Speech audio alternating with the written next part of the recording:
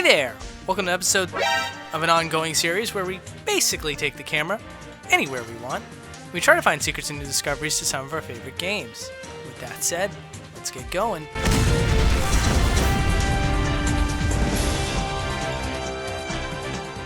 So the first thing I wanted to look at was the opening sequence of the game. There's a lot of unique environments made specifically for this one scene. Like for example, the headquarters where Naomi and Campbell are hanging out. If we zoom the camera out, we can see just how much of that room there actually is. And then for Snake himself, you can actually see that the torpedo is fully rendered inside and out. There's no camera trickery here. If we were to zoom the camera out while we're inside the torpedo, you can see that the outside of the torpedo is rendered at all times. And then the imagery for the menu screen is actually really interesting. Believe it or not, those are mostly rendered snake bodies that are placed in a line behind each other.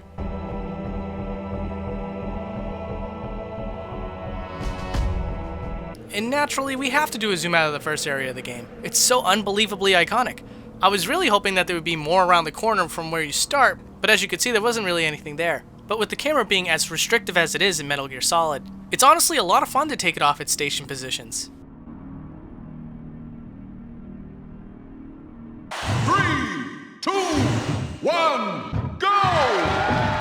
So of course another mandatory zoom out that we had to do was for Shadow Moses Island's start area. And while there's no Metal Gears dancing around in the back there, it's still very interesting to see it from way up above.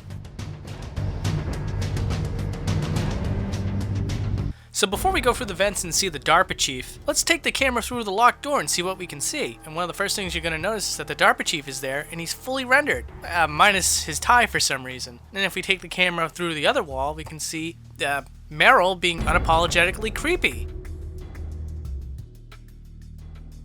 Ooh, you can just barely see him. But in case you don't see what I see, let's take the camera inside President Baker's room before we step inside. And the reason for that is that you can actually see Ocelot hiding behind the pillar. And he's also in a standing pose that I don't believe you'll ever see again in the game.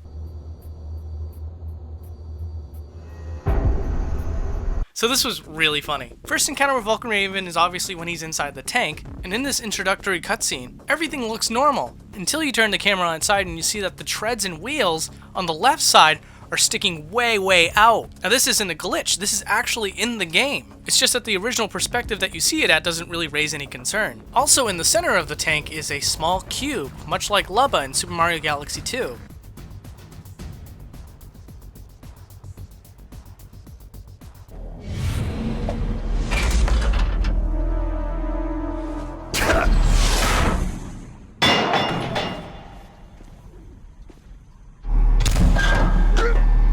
So once Vulcan Raven discovers the grenade inside of his tank, we are greeted to the only instance in which you can see the inside of the tank as well. And it's really shocking how much stuff is in here, considering how brief this one moment is.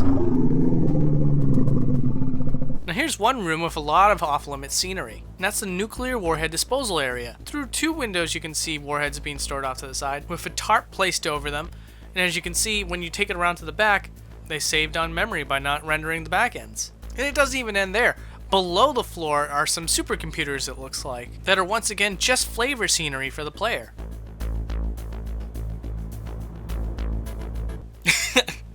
Alright, I know this isn't boundary breaking, but this is my first time discovering it. I'm pretty excited about it. Alright, so we're about to encounter Gray Fox for the second time, and you can see that all the bodies that he kills are already in the hallway before you even trigger the cutscene. It's a reasonable occurrence, albeit a little bit odd, because the hallway has to be vanilla anyway for the cutscene to play out. So with that in mind, it's really strange that the aftermath is already there before the cutscene even triggers.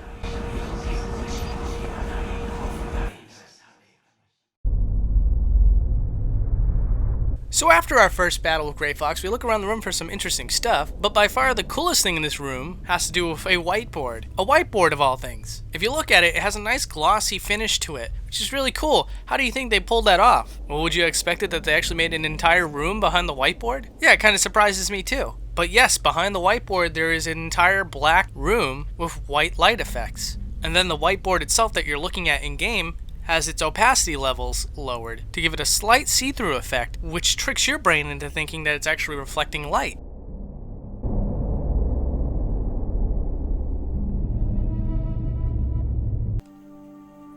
But so here's an example of culling being a really terrifying thing. Whenever the camera's focused on Meryl, a lot of Snake's face gets culled out. And alternatively, whenever the camera's focused on Snake, Meryl's face is all scaried and culled out. And if you were to manipulate the cutscenes for any part of this game, you essentially would see just this. Any character that's off camera is either completely gone or some of their features disappear to save on memory.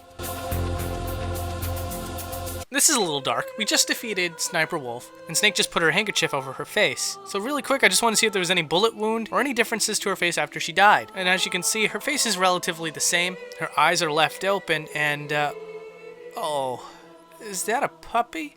How did I never notice the puppy sleeping next to her body? That is really sad. Speaking of Sniper Wolf, I think it's appropriate to do a zoom out of what I believe is the largest open space in the game, which is the battlegrounds between you and Sniper Wolf. What's immediately more apparent with this perspective is that you can see that there's like a skid mark on 4 ends, which of course concaves into the center, which I believe signifies that that ditch was man-made. And I don't know if it's just because of how simple the environment looks, but seeing it zoomed out actually makes this area look pretty small. Small compared to other areas I've seen on Boundary Break.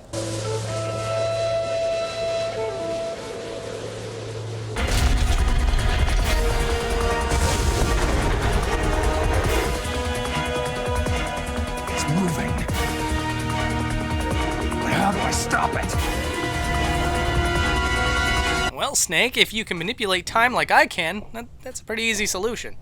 So there's 2 versions of Metal Gear. There is a cinematic version and a battle version, and right now we're looking at the battle version. And inside the battle version, you can see that it has a lower jaw that's meant to open up at certain times. Now, way cooler than that is the cinematic Metal Gear. This is typically when you see Liquid in the cockpit. Now, one thing that the developers never really took the time to show you is the inside of the cockpit. And if we turn the camera around during one of the moments where Liquid Snake is speaking, you can finally now see what it would look like if you were inside of a Metal Gear.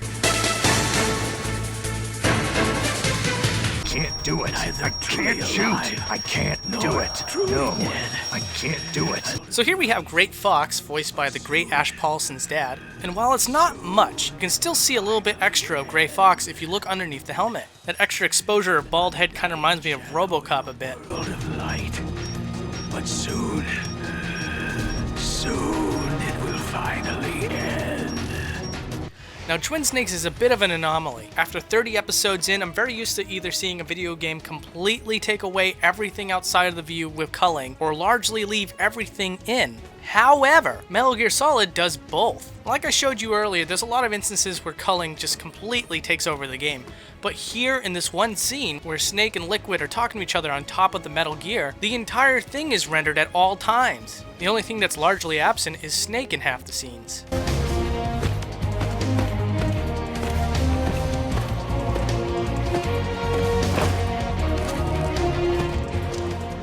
So we're at the end of the game now. Remember that culling thing that I was telling you about? Well, it's in full swing here. We're going to do the best that we can. Unfortunately, all we're going to have to do is just splice the footage together. So if you look here, you can see that the characters are on the top of the mountain, and that below the mountain, there's a lot of culling. There's remnants of what is supposed to be a hill that goes downward, but most of it's gone. It's not until the characters start walking down that hill that you can see that Shadow Moses is starting to get culled out as well. Once we reach the bottom, we can see a cave where the snow ski came from, and I think I'm going to end this episode out the best way that Kojima knows how. With Caribou. Caribou.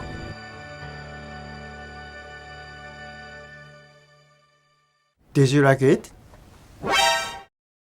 Hey, thanks a lot for watching. If you want to vote for next week's episode, it's going to be between Sonic Adventure 2 and Mortal Kombat 9. Yeah, I'm not giving up on it. And if you want to check out more episodes, check out my playlist. It's got stuff like Resident Evil 4 and Dark Souls on there. So I hope you check it out. But alright guys, I'm going to take off, so have a great day. Enjoy yourselves.